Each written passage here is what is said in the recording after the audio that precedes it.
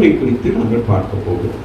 சவுலுங்கிற பழைய ஏற்பாட்டில் சவுல், புதிய ஏற்பாட்டிலே ஒரு சவுல் இருக்கிறார், பழைய ஏற்பாட்டில் ஒரு சவுல் இருக்கிறார். நம்ம அவரை குறித்து சில காரியங்களை பார்த்து நாங்கள் அவருக்குள்ள நல்லதையும் அவருக்கு கெட்டதை அறிந்து நல்லதை பிடித்து கொண்டு கெட்டதை நாங்கள் விட்டுவிட வேண்டும். அதுதான் மிக முக்கியமாக இருக்கிறது. ஆகவே இந்த நாளில் 1 சாமுவேல் 15ஆம் அதிகாரத்தில் கடைசி வசனம் 35வது வசனம்.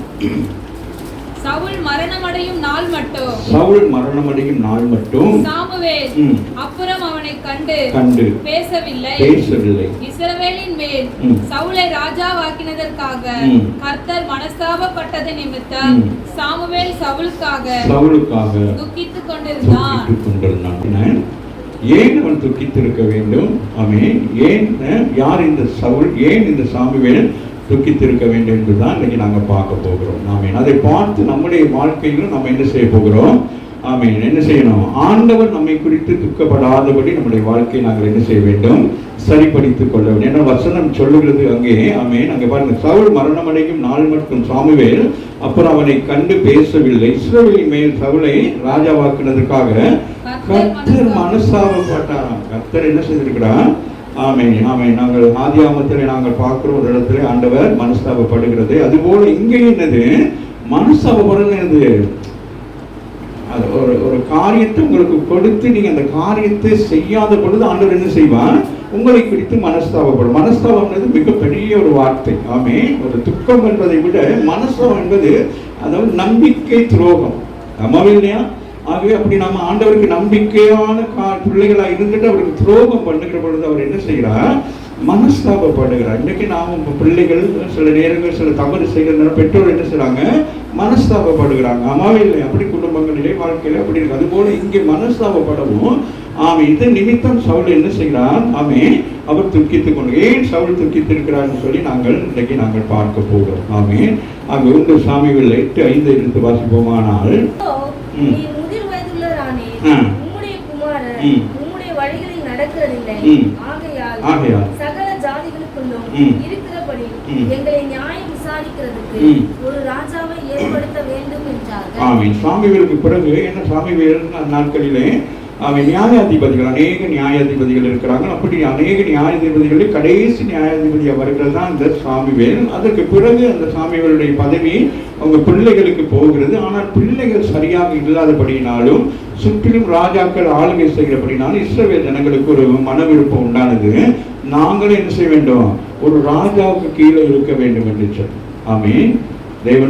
ஜீவனுள்ள தேவனாகிய கர்த்தர் தான் அவர்களுக்கு ராஜாவாக இருக்கிறார். ஆனால் இந்த ஜனங்கள் செஞ்சாங்க, எங்களுக்கு ஒரு ராஜாவை ஏற்படுத்தும் என்று சொல்லுகிறார்கள். ஆமென். 6 வருஷம் வாசிப்போம். எங்களை நியாயம் விசாரிக்க ஒரு ராஜாவை ஏற்படுத்தும் என்று அவர்கள் சொன்ன வார்த்தை சாமுவேலுக்கு தகாததாய் காணப்பட்டது. ஆகையால் சாமுவேல் கர்த்தரை நோக்கி விண்ணப்பம் பண்ணினார். ஆமென். அப்ப அந்த விஷயம் ஆண்டவருக்கு சாமுவேலுக்கு மிகவும் கடினமாயிடுச்சு. இந்த இஸ்ரவேல் ஜனங்கள் இவ்வளவு தூரம் ஆண்டவர் நடத்தி வந்தும் இந்த ஜனங்கள் என்ன செஞ்சிட்டாங்க? ஆண்டவரை ஒதுக்குறாங்களே அப்படின்னு சொல்லி அடுத்த வசனம் சொல்லுது. அப்பொழுது கர்த்தர் சாமுவேலை நோக்கி, ஜனங்கள் உன்னிடத்தில் சொல்ல வேண்டியது எல்லாவற்றிலும் அவர்கள் சொல்லை கேள். அவர்கள் உன்னை தள்ளவில்லை, நான் அவர்களை ஆளாதபடிக்கு என்னை தான் தள்ளினார்கள். ஆமென். அப்ப இந்த இஸ்ரவேல் ஜனங்கள் என்ன செஞ்சிட்டாங்க? ஆமென். ஆண்டவரை அவருடைய ஆளுகை அவர்களுக்கு எப்படி ஆயிட்டு? அவங்களுக்கு கடினமாகிடுச்சு. அவங்களுக்கு என்னது? யாராவது ஒரு மனிதன் ஆளுகை செய்ய வேண்டும் என்று சொல்லி. ஏன்னா இந்த நியாயாதிபதிகள் காலத்தில் நடந்த சில சம்பவங்களும் சாமியுடைய மகன் செய்த சில தவறான காரியங்கள், ஏழியுடைய பிள்ளைகள் செய்த காரியம், இதெல்லாம் ஜனங்களுக்கு மனசுக்குள்ள ரொம்ப கடினமாகிடுச்சு. என்னடா நம்மளை அவங்க எப்படி ஆளுகை செய்யறாங்களே அப்படின்னு சொல்லிட்டு. ஆமென். ஆகவே அவங்க சொல்றாங்க, வேணாம் எங்களுக்கு ஒரு ராஜா இருந்தா போதும், நாங்க அந்த ராஜாவுக்கு கீழே இருப்போம் அப்படின்னு சொல்லிட்டு சொல்லவும் சாமிகளுக்கு மிகவும் பயங்கரமா போகுது. ஏன்னா சாமிகள் தான் இந்த ஜனங்களை நடத்தி கொண்டு வருகிறார். நீங்க நியாயாதிபதி புத்தகம் பார்த்தீங்கன்னா ஒவ்வொரு காலகட்டத்திலும் ஒவ்வொருத்தர் அவங்களை நடத்தி கொண்டு வராங்க. அப்படி நடத்தி கொண்டு வருகிற காலகட்டத்தில் அதுக்கு பிறகுதான் உங்களுக்கு தெரியும். அந்த சாமிவேல் 1 சாமிவேல் புத்தகத்தில் நீங்க பார்த்தீங்கன்னா முதல் அன்னாரை குறித்து பார்க்கிறோம். அதற்கு பிறகு சாமிவேலை குறித்து பார்க்கிறோம். அப்ப சாமிவேல் அவன் தேவாலயத்தில் வளர்ந்து அவன் ஏழுக்கு கீழாக வளர்ந்து அவன் என்ன செய்கிறான்? அதுக்கு பிறகு சமஸ்த இஸ்ரவேலுக்கும் அவன் ராஜா, அவன் என்ன தீர்க்கதரிசியாக இருந்து அவன் என்ன செய்கிறான்? தேசத்து ஜனங்களை நடத்தி கொண்டு வருகிறான். ஒவ்வொரு இடங்களிலும் அவன் போய் அவங்களுக்கு இந்த இது இவைகளை குறித்து நியாயப்பிரமாணங்கள் கட்டளைகள் எல்லாம் கொடுத்து அவங்களை சரியான பாதையில் கொண்டு நடந்து. ஆனால் இந்த கட்டளைகள் நியாயப்பிரமாணம் இவங்களுக்கு கடுமையாக இருந்ததுனால இவங்க என்ன நினைக்கிறாங்க, நமக்கு ஒரு ராஜா இருந்தால் மற்ற தேசங்களை ஆளுகை செய்த போல உங்களை ஆளுகை செய்வாங்களே அப்படின்னு சொல்லிட்டு. ஆகவே தான் அங்கே சொல்ற அவர்கள் உன்னை தள்ளவில்லை,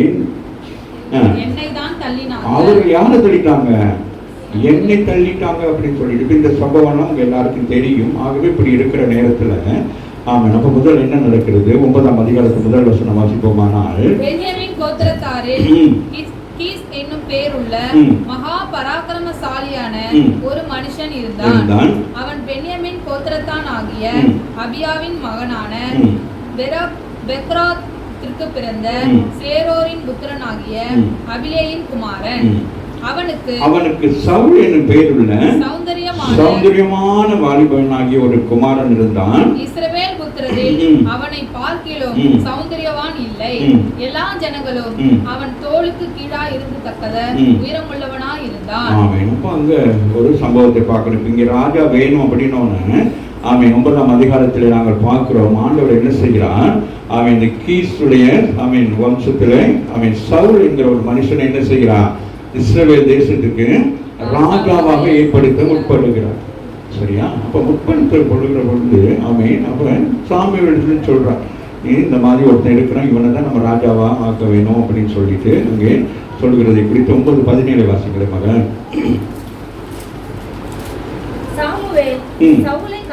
கண்ட பொழுது கர்த்தர் அவனிடத்தில், இதோ நான் உனக்கு சொல்லியிருந்த மனுஷன் இவனே, இவன்தான் என் ஜனத்தை ஆளுவான் என்றார். ஆமென். அப்ப இங்க நடக்குது இந்த சம்பவம் எப்படி நடக்குன்னு கேட்டா, யாரு சவுலும் அவனுடைய நண்பரும் என்ன செய்யறாங்க, வீட்டுல இருக்கின்ற திடீர்னு என்ன நடக்குது, அவங்க வீட்டுல ஒரு கழுதை ஒண்ணு என்ன செய்யுது காணாமல் போயிட்டு பாருங்க, தேவனுடைய நடத்துதல். அப்ப அந்த கழுதை காணாமல் போயிட்டு என்ன செய்யுது, அது அப்படியே காணாமல் போனோடனே இவங்க அதை தேடிக்கிட்டு போறாங்க.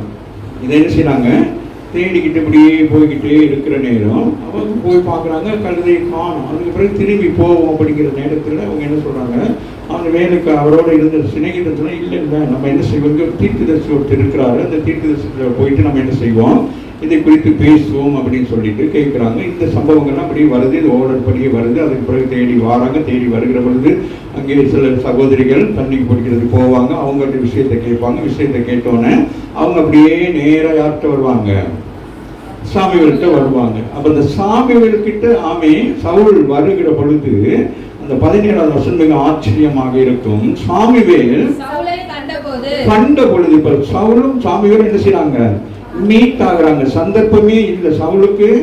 சாமுவேல்னா யாருன்னு தெரியாது, சாமுவேலுக்கு சவுல்னா யாருன்னு தெரியாது. அவங்க ரெண்டு பேருக்கும் ஒரு அறிமுகம் ஆகிறது. ஆமென். ஆண்டவர் முன்குறித்து இருக்கிறபடினாலே இப்ப இந்த வசனத்தை வாசிக்கணும், ஆச்சரியமா இருக்கும். அவனிடத்துல கர்த்தர் அவனிடத்தில், இதோ நான் உனக்கு சொல்லியிருந்த மனுஷன் இவனே.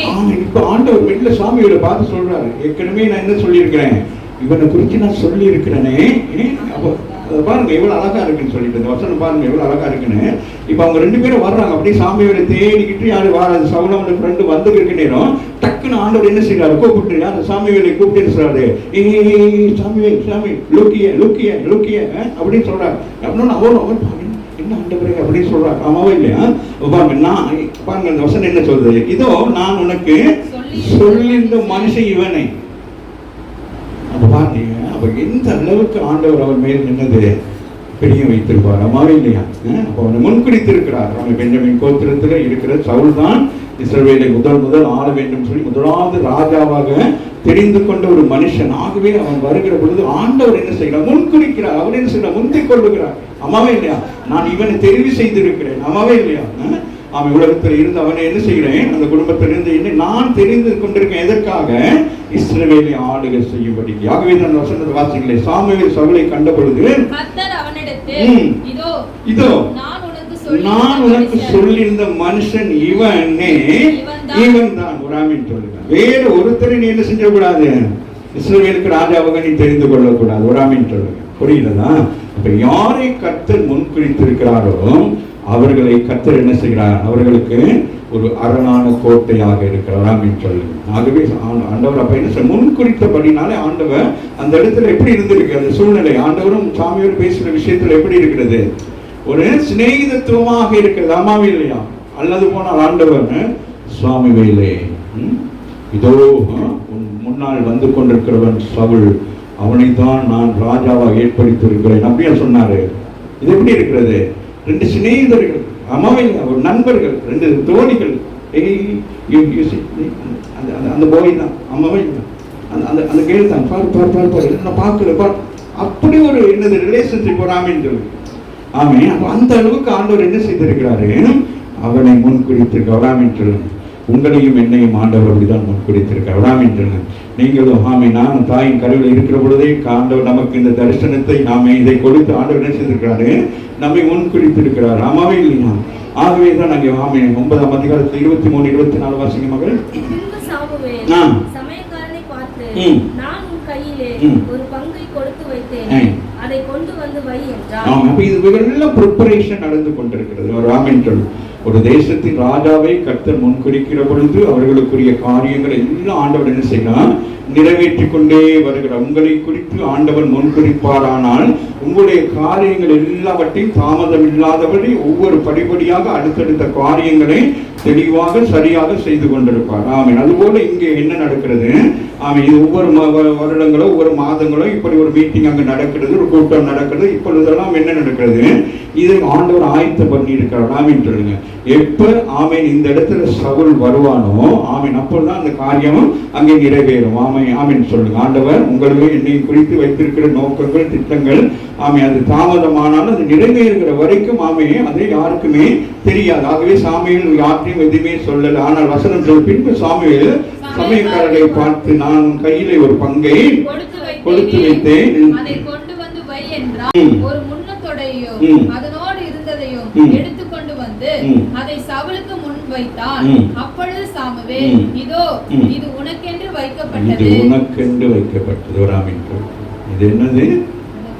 ஆமீன். சவுலுக்கென்று சவுலை ஆண்டவர் என்ன செய்தார்?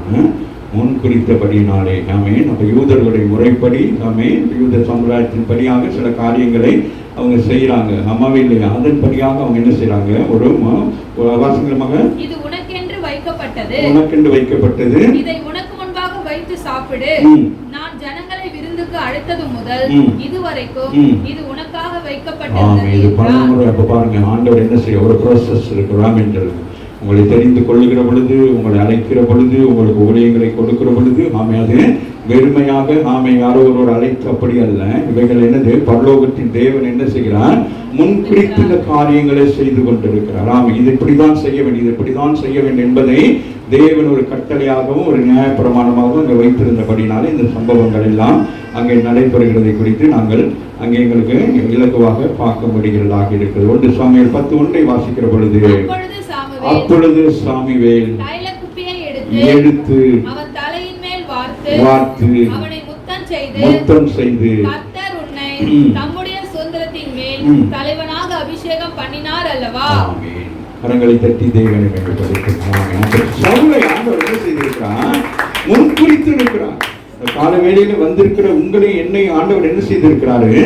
முன்குறித்து வைத்திருக்கிறார். ஆகவே முன்குறித்தது நிமித்தம் தான் நம்ம சில சந்தர்ப்ப சூழ்நிலைகளை நம்ம கடந்து வந்து கொண்டே இருக்கோம். ஆனால் நமக்கு தெரியாது நாம யாரு, என்ன செய்ய போறோம், எதற்காக நம்ம அழைத்திருக்கிறோம் அப்படிங்கிற விஷயங்கள் யாருக்குமே நமக்கு ஒன்றுமே தெரியாது. அதுபோல யாருக்கு? சவுலுக்கு ஒன்றுமே தெரியாது. காணாமல் போன ஆட்டை தேடி போனான், அவ்வளவுதான் அவனுக்கு தெரிந்த விஷயம்.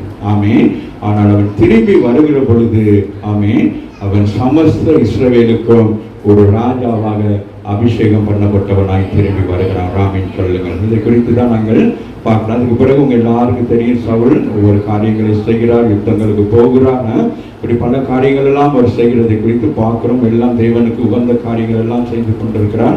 ஆகவே இந்த 10ஆம் அதிகாரத்தில் 8வது வசனத்தை நாங்கள் வாசிப்போம். நீ எனக்கு முன்னே கீழ்காலுக்கு இறங்கி போ, சர்வாங்க தகன பலிகளையும் சமாதான பலிகளையும் செலுத்தும்படிக்கு நான் உன்னிடத்தில் வருவேன். நான் உன்னிடத்தில் வந்து நீ செய்ய வேண்டியதை உனக்கு அறிவிக்கும் மட்டும் 7 நாள் காத்திரு என்றார்.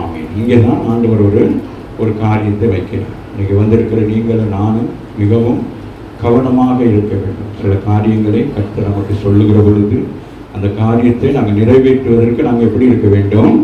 ஆமாம், நிதானமாக இருக்க வேண்டும், விவேகமாக இருக்கணும். நம்ம விரும்புகிறபடி எந்த காரியத்தையும் செய்யக்கூடாது. ஆகவே சாமுவேல் என்கிறவர் ஒரு தீர்க்கதரிசி. ஆகவே அந்த தீர்க்கதரிசி சொல்லுகிறார், உன்னை ராஜாவாக அபிஷேகம் பண்ணிட்டேன், இனி நீ என்ன செய்ய வேண்டும், நீ அங்கே போய் காத்திரு, நீ காத்திருக்கிற நேரம் நான் ஒரு காரியத்தை செய்ய நான் அங்கே வருவேன், அது வரைக்கும் நீ என்ன செய்ய வேண்டும், நீ எனக்கு முன்னே கில்காலுக்கு இறங்கி போ, சர்வாங்க தகன படிகளையும் சமாதான படியையும் செலுத்தும்படிக்கு நான் உன்னிடத்திலே வருவேன். நான் உன்னிடத்தில் வந்து நீ செய்ய வேண்டியதை உனக்கு அறிவிக்கும் மட்டும் 7 நாள் காத்திரு என்றார். 7 நாள் காத்திருக்க சொல்லுகிறார். சரியா? அப்ப அதுக்கிடையில மற்ற காரியங்கள்லாம் செஞ்சுட்டு வருவேன், உன்னை ராஜாவாக்கிட்டேன், அபிஷேகம் பண்ணிட்டேன், எல்லாம் செஞ்சாச்சு. ஆனால் ஒரு காரியம் ஒன்று இருக்குது, அந்த காரியத்தை என்னது நான் வந்துதான் செய்வேன், அதுக்கு முன்பதாக நீ என்ன செஞ்சிடக்கூடாது, அதை நீ செய்யக்கூடாது என்று சொல்லி அங்கே சொல்லுகிறார். அவன் 13ஆம் அதிகாரத்தில்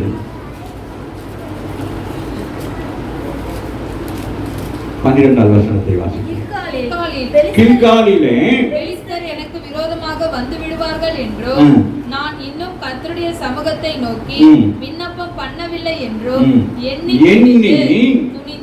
துணிந்து சர்வாங்க தகன பலியை செலுத்தினேன் என்றார். இதை கேட்டுக்கொண்டு கருமையான பிள்ளைகளே, அங்கே ஆமென், பெலிஸ்தர் என்ன செஞ்சாங்க, திடீர்னு யுத்தத்துக்கு வந்துட்டாங்க. அப்ப வந்தோடனே பெலிஸ்தர் வந்தோடனே இங்கே இஸ்ரவேல் ஜனங்கள் அப்படியே ஒவ்வொரு கூட்டமாக எல்லாம் என்ன செய்றாங்க, அவனை விட்டு விலகி போய்கிட்டே இருக்கிறாங்க. விலகி போய்கொண்டே இருக்கவும் 8 வாசிங்க மகள் 13:8. அவன் தனக்கு சாமுவேல் குறித்த காலத்தின்படி 7 நாள் மட்டும் காத்திருந்தான். சாமுவேல் கில்காலுக்கு வரவில்லை.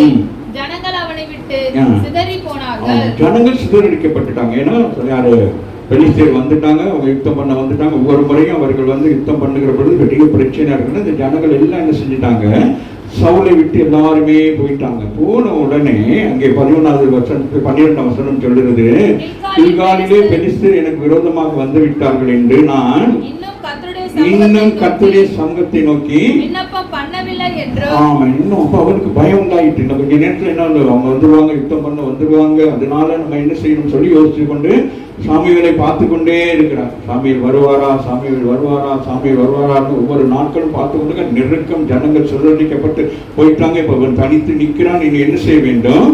ஆமீன். அந்த 6 நாட்கள் காத்த மனுஷன் என்ன செஞ்சிருக்கணும், 7ஆம் நாளும் காத்திருக்கணும். ராமின் சொல்லு.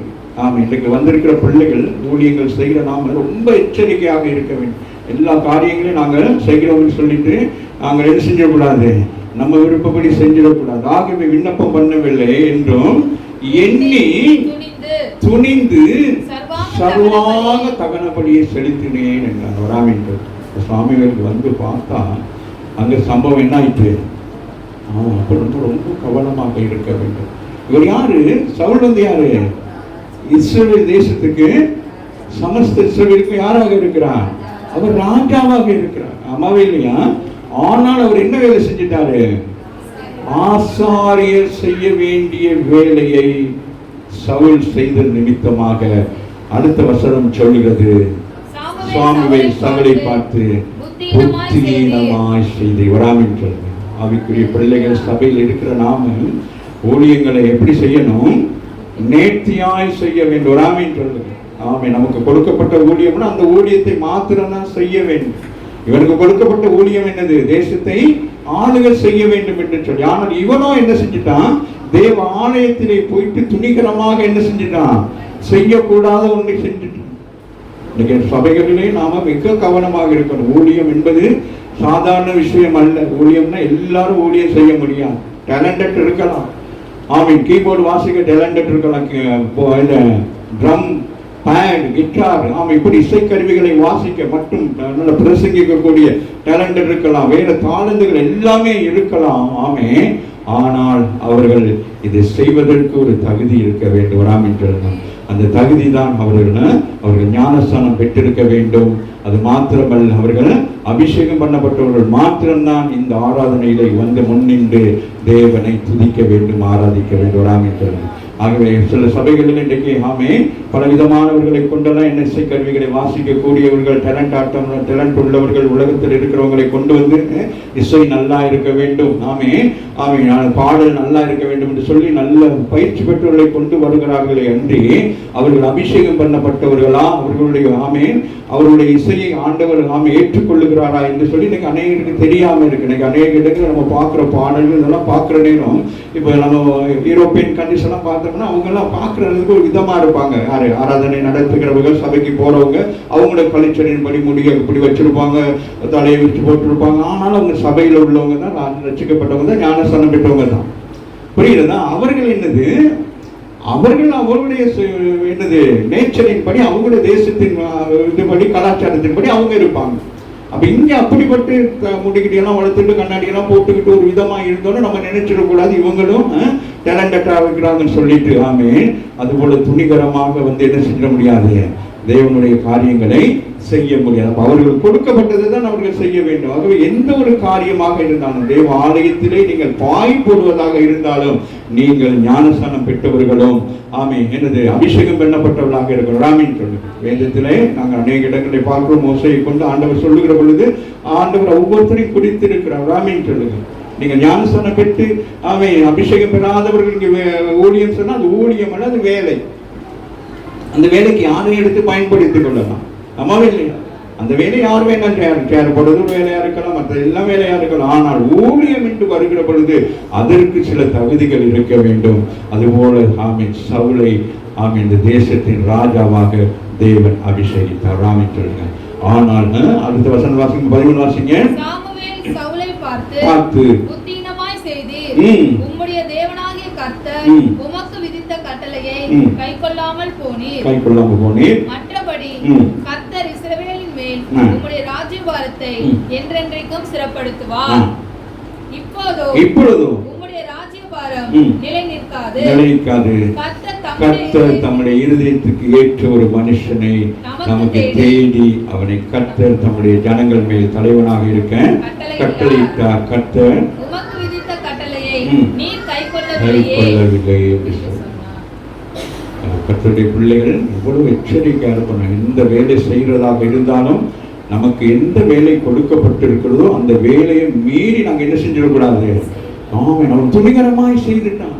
தேசத்தின் ராஜா தான், அதிகாரம் இருக்கிறது தான், தேசத்தை ஆளுகை செய்ய. ஆனால் தேவ ஆலயத்துக்குள் வந்து அவன் என்ன செய்ய முடியாது, ஆளுகை செய்ய முடியாது. அதுபோல கர்த்தருடைய பிள்ளைகளாகிய உங்களுக்கும் கொடுக்கப்பட்டிருக்கிற என்ன தாளந்துகள், உங்களுடைய அழைப்பு, உங்களுடைய தெரிந்து கொள்ளுதல், இவைகளை நீங்கள் அறிந்து கொள்ள வேண்டும். சபைக்கு வருகிற நீங்க என்ன செய்ய வேண்டும், உங்களுக்கு கொடுக்கப்பட்டிருக்கிறதான 5 விதமான ஊழியங்களில் எந்த ஊழியத்தை கர்த்தர் உங்களுக்கு கொடுத்திருக்கிறார் அந்த ஊழியத்தை தான் நீங்க செய்ய வேண்டும். ஒரு சிறிய மாத்திரம் தான் செய்ய வேண்டும். அவர்கள் தேவாலயத்தில் வந்து பிரசங்கித்தாலும் ஒரு மூப்பரோ, அதாவது ஒரு மேய்ப்பன் அடையாளமாக அவங்க என்ன செய்ய முடியாது, சில காரியங்கள் எல்லாம் செய்ய முடியாது. அதுபோல ஒவ்வொரு ஊழியங்களும் இருக்குது. அந்தந்த ஊழியத்துக்குரிய தகுதிகளை நீங்கள் தான் என்ன செய்ய வேண்டும், அறிந்து பெற்றுக்கொண்டு அந்தந்த காரியங்களை செய்ய வேண்டியவர்களாக இருக்கிறீர்கள். ஆகவே இந்த இடத்துல இந்த காரியம் சாமுவேலுக்கு துக்கத்தை கொண்டு வந்தது. காரணம், சாமுவேல் என்ன செய்தான், சவுலை அபிஷேகம் பண்ணினான். வந்திருக்கிறவையான பிள்ளைகளை சபைக்கு வந்து நீங்கள் ஞானஸ்தானம் பெற்று அபிஷேகம் பெற்று இந்த சபைக்குள் நீங்கள் அடங்கி இருப்பது தான் உங்களுடைய ஊழியக்காரனுக்கு பிரியமாக இருக்கும்.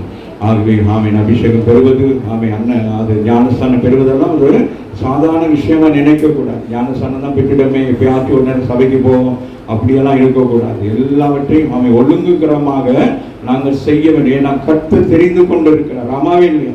சவுலை ஆண்டவர் தெரிந்து கொண்டு அவனை அழைத்து சாமுவேலுக்கு அறிமுகப்படுத்தி அதற்கு பிறகு அது செய்ய வேண்டிய எல்லா சம்பிரதாயங்களை செய்து அதற்கு பிறகு அவனை அபிஷேகித்து அந்த தேசத்திலே ஒரு ராஜாவாக ஏற்படுத்தியிருக்கிற பொழுது அவனும் புத்தியினமாக என்ன செஞ்சுட்டான், ஒரு காரியத்தை செய்துட்டான். கொஞ்ச நேரம் காத்து இருந்திருக்கலாம். அம்மாவே இல்லையா? இல்லைன்னு செய்யாமலே விட்டு இருக்கலாம். அம்மாவே இல்லையா? ஆனால் அவன் துணிகரமாக அவன் செய்துட்டான். அதுபோல ஊழியத்திலையும் அப்படித்தான். அன்னைக்கு கீபோர்டு வாசிக்க யாரு மெர்லின் வரல அப்படின்னா நான் டக்குனு யாராச்சும் ஒருத்தர் கூப்பிட்டு வச்சு இங்கே என்ன செஞ்சிடக்கூடாது, துணிகரமாக செஞ்சிடக்கூடாது. அது பாவம். உங்களுக்கு நல்ல கீபோர்டு வாசிப்பீங்களா அப்படின்னா நீங்கள் வாங்க, நீங்கள் ரசிக்கப்பட்டீங்களா, நீங்கள் ஞானஸ்தானம் பட்டீங்களா, அதெல்லாம் இல்லை. அவர் டேலண்டட் இருக்கான்னு சொல்லி இங்கே கொண்டு நான் பயன்படுத்தினா தேவன் என்ன சொல்லுவான், இன்னைக்கு துணிகரமாக செய்திருக்கிறார் என்று சொல்லி ஆண்டவர் சொல்லுவான். ஊழியர்களை நமக்கு என்ன செய்வான், நமக்கு இருக்கிற ஆசீர்வாதம் நம்ம இழந்து கொள்ளலாம் என்று சொல்லுவான். அப்படி செய்த அவனுக்கு இன்னொரு சந்தர்ப்பத்தையும் கொடுக்கிறார். வாசிங்கள் 1 சாமுவேல் 15ஆம் அதிகாரத்தில் 3 வாசிங்கள்.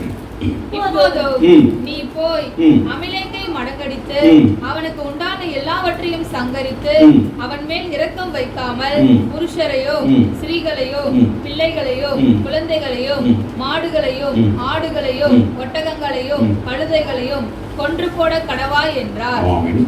சந்தர்ப்பம் கொடுக்கிறார். என்ன சந்தோஷமாக?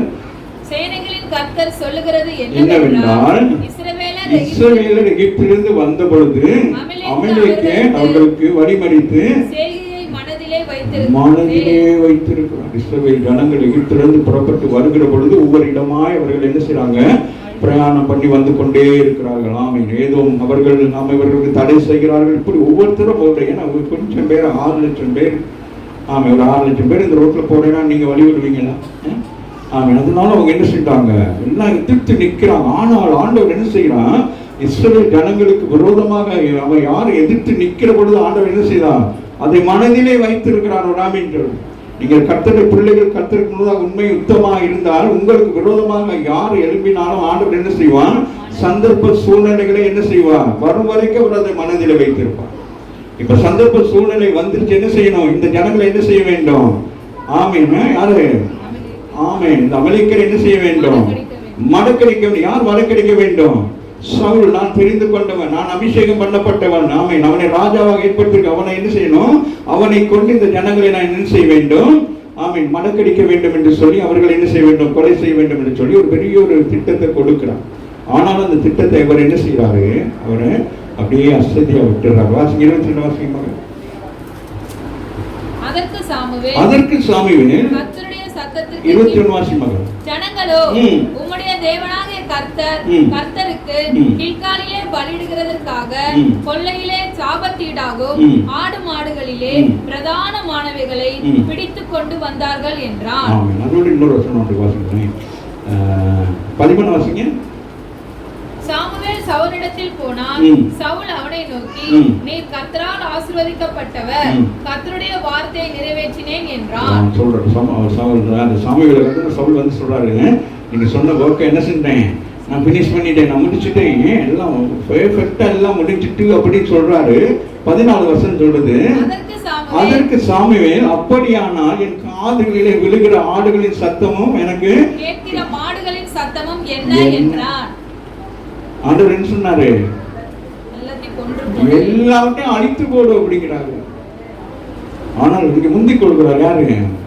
நாமும் சில நேரங்கள் அப்படிதான், சில காரியங்களை செய்யற நேரம் தப்பு பண்ணிட்டோம்னா என்ன என்ன செய்வோம், அப்படியே சேவ் பண்ணி அப்படியே அந்த இடத்துக்கு இருக்காம அப்படியே காட்டாம அப்படியே கூட்டிட்டு போவோம். ஆமாவே இல்லையா? சில நேரங்கள்ல சில காரியங்களை என்ன செய்வோம், மறைத்து அப்படியெல்லாம் கொண்டு போவாங்க. ஆமா, சில ஆஃபீஸ்களில் இன்கம் டேக்ஸ் அப்படியெல்லாம் யாரும் வந்துட்டா என்ன செய்வாங்க, அந்த அப்படி இப்படி கூப்பிட்டு போவாங்க. ஆமாவா இல்லை? அது போல அவங்க ஓடி போயிட்டு சவுல் என்ன சொல்றாரு, சாமியோட பார்த்து, ஆமா நீர் கர்த்தரால் ஆசீர்வதிக்கப்பட்டவர், கர்த்தருடைய வார்த்தைகள் என்னது நிறைவேற்றிட்டேன் அப்படின்னு சொல்றாரு.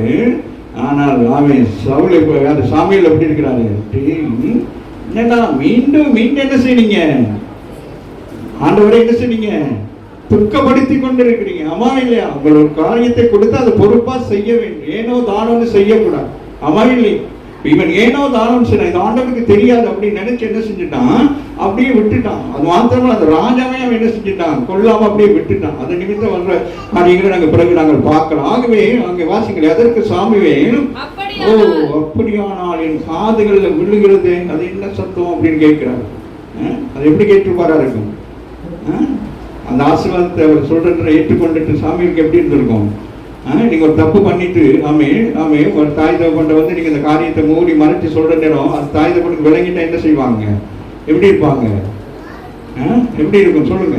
அது போல இங்க சாமிகளுக்கு யாரு சாதாரண மனிதனா இருந்த பரவாயில்லை, அவன் இஸ்ரவேல் தேசத்துக்கு ராஜாவா இருக்கிறது பெரிதல்ல, அவன் அபிஷேகம் பண்ணப்பட்டவன், ராமேஸ்வரன் தேவனால் முன்குறிக்கப்பட்டவன். வந்திருக்கிற நீங்களும் நானும் யாரு, தேவனால் முன்குறிக்கப்பட்டிருக்கிறீங்க. ஆமாவே இல்லையா?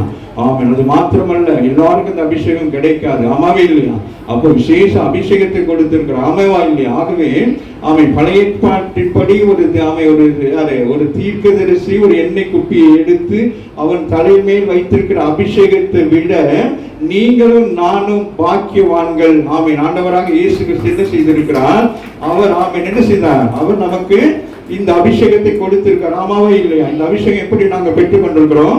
பரிசுத்த ஆவியானவர் மூலம் இந்த அபிஷேகத்தை நாங்கள் என்ன செய்திருக்கிறோம்? நாங்கள் பெற்றுக்கொண்டவர்களாக இருக்கிறோம். ஆமாவே இல்லை? அப்ப நாங்கள் இவர்களை விட நாங்கள் எவ்வளவு எச்சரிக்கையா இருக்க வேண்டும். ஆமாவே இல்லையா? ஆகவே இவன் என்ன செய்திருக்கிறான்? அங்கே சத்தமெல்லாம் கேட்குது. அப்போ ரெண்டு பேருக்கு பிரச்சனை போய்கிட்டே இருக்குது. இப்ப 22வது வசனத்தை வாசிப்போம். அதற்கு சாமுவேல் கர்த்தருடைய சத்தத்துக்கு கீழ்ப்படிகிறதை பார்க்கிலும் சர்வாங்க தகனங்களும் பலிகளும் கர்த்தருக்கு பிரியமா இருக்குமோ? கேட்கிறார். நீ கீழ்ப்படியாம நீ என்னத்தை கொண்டு வந்தாலும் கர்த்தர் என்ன செய்ய மாட்டாரு? அதை அங்கீகரிக்க மாட்டார். ராமின்ட்டு கர்த்தரின் வார்த்தைக்கு தான் கீழ்ப்படிய வேண்டும். ராமின்ட்டு நீ காணிக்க கொடுக்கிறது 2வது விஷயம், தசமபாகம் கொடுக்கிறது 2வது விஷயம். ஆமே, நீ ஊழியம் செய்கிறதுக்கு 2வது விஷயம். ஆனால் அந்த வார்த்தையை கேட்டு நீங்க என்ன செய்ய வேண்டும்? அதன்படி செய்ய வேண்டும். ராமிட்டான் கீழ்ப்படிதான் மிக முக்கியம். கர்த்தருடைய பிள்ளைகள், அபிஷேகம் பண்ணப்பட்டவர்கள், ஞானஸ்நானம் பட்டவர்கள் அப்படியே சும்மா அப்படியே சபைக்கு வாரம் போறோம் சொல்லி ஏனோ தானம் இருக்கக்கூடாது. ஆமீன். சபைக்கு எல்லாம் ஒழுங்குக்கிரமாக இருக்க வேண்டும். ஏன்னா ஆண்டவர் சும்மா நீங்க இந்த சபையிலே உட்கார்ந்து போறதுக்கு உங்களை அழைக்கவில்லை, உங்களை அவர் வேறொரு திட்டத்துக்காக அழைத்திருக்கிறார். ஆமீன். அந்த திட்டத்தை நிறைவேற்றுவதற்கு உங்களுக்கு பயிற்சி கொடுத்துருக்கிறார். அப்ப அந்த பயிற்சிக்கு வர்ற நீங்க எப்படி இருக்கணும்? ஆமீன். ஒரு கிளாஸுக்கு போய்கிட்டீங்க, அப்ப கிளாஸுக்கு போறீங்க, ஸ்கூல் போறீங்க, 2 வாரம் ஸ்கூல் போகலன்னு என்ன ஆகும்? என்ன ஆகும்? என்னமா? அங்கே படிச்சுக்கிட்ட ஒன்றுமே தெரியாது. எட்டி பார்க்கணும், அடுத்த நோட்டை பார்க்கணும், அப்புறம் யார்கிட்ட கடன் கேட்கணும். ஆமாவே இல்லையா? அது மாதிரி தான். ஒரு ஞாயிற்றுக்கிழமை நீங்கள் வரலைன்னா உங்களால் என்ன செய்ய முடியாது? அடுத்த கட்டத்துக்கு போக முடியாது. ராமின் சொல்லு, உங்களை படிப்படியாக ஆண்டவர் என்ன செய்கிறார்? லெவல் பண்ணி கொண்டே வருகிறார். உங்களை வசனத்தை கொடுத்து ஆண்டவர் என்ன செய்கிறார்? புடமிட்டு கொண்டே இருக்கிறார். ராமின் சொல்லு. ஒரு செம்போ ஒரு பானையோ நீங்கள் கழுவி வைக்கிறீங்க, வச்சுட்டு ஒரு 2 வாரம் இல்லாமல் அதுக்கு பிறகு வந்து பார்த்தா எப்படி இருக்கும்? அது மாதிரி என்னவா இருக்கும்? திருப்பி அது பூசணம் பூத்திருக்கும். ஆமாவே இல்லையா? திருப்பி கழுவணும். ஆமாவே இல்லையா? இருந்தபடி அதிகமாகிடும். ஏன்னா கழுவி வச்சதுக்கு பிறகு என்னது? ஒரு பொருளை நீங்க புதுசா வாங்கி வச்சுட்டீங்கன்னா அது அப்படியே இருக்கும். அதை எடுத்து நீங்க பிரயோசனப்படுத்திட்டீங்கன்னா அதுக்கு பிறகு அது என்ன ஆகும்? அது ரொம்ப கடினமாக இருக்கும். ஆமாவே இல்லையா? ஒரு போனோ இருந்துச்சுன்னா அது அப்படியே இருக்கும். ஆமா, எந்த ஒரு பொருளுமே நீங்க வாங்கி பெக் பண்ணது அப்படியே பெக்கிங் உடைக்காம இருந்துட்டா அது எத்தனை வருஷ காலம்னாலும் எப்படி இருக்கும்? அது அப்படியே இருக்கும். ஆனால் அதை எடுத்து பயன்படுத்தின பிறகு எப்படி இருக்கும்? அது ஒவ்வொரு முறை பயன்படுத்த வேண்டியதாக இருக்கிறார்கள். அதுபோல கர்த்தர் உங்களை எடுத்து பயன்படுத்துகிறபடினாலே நீங்கள் எப்பொழுதுமே எப்படி இருக்கணும்? பயன்படுத்தக்கூடிய அளவில் நீங்க இருந்து கொண்டே இருக்கணும். அந்த பாத்திரம் எப்பொழுதும் எப்படி இருக்க வேண்டும்?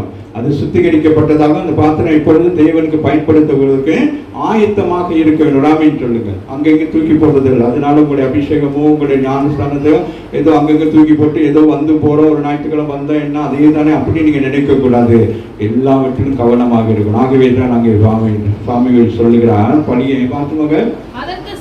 அதற்கு சாமுவேல் கீழ்ப்படிகிறதை பார்க்கிலும் சர்வாங்க தகனங்களும் பலிகளும் கர்த்தருக்கு பிரியமா இருக்குமான்னு கேட்கிறார். நீ கீழே அதை ஏற்றுக்கொள்ள மாட்டாங்க. காலவேளையில் வந்திருக்கிற நீங்க வார்த்தைக்கு கீழ்ப்படியாமல், வசனத்துக்கு கீழ்ப்படியாமல் நீங்க என்னத்தை செஞ்சாலும் ஆண்டவர் என்ன செய்ய மாட்டாரு? அதை அங்கீகரிக்க மாட்டார். ராமேஸ்வரர். அதனால இன்னைக்கு அநேக பிள்ளைகளுடைய ஆசீர்வாதம் தடைப்பட்டு போவதற்கு காரணம் என்ன? வசனத்தை கேட்கிறீங்க, ஆனா வசனத்தின்படி நீங்க என்ன செய்ய மாட்டேங்கிறீங்க? நடக்க மாட்டேங்கிறீங்க. அதனாலதான் நீங்க இன்னமும் கடன்பட்டவர்களாக, வியாதிப்பட்டவர்களாக, சோர்வு உள்ளவர்களாக சபைக்கு ஏனோ தானோ வந்து போய்கிட்டே இருக்கிறோம். அப்படி இருக்கக்கூடாது. சபைக்கு வருகிறது நீங்கள் உற்சாகமாக வர வேண்டும். ராமேஸ்வரர். உண்மையாக தேட வேண்டும். உண்மையாக தேடுவதற்கு கர்த்தர் சமீபமாக இருக்கிறார் என்று சொல்லப்படுகிறது. ஆமாவே இல்லை. 1 நாளாகவும் 10:13 எடுத்து வாசிப்போம்.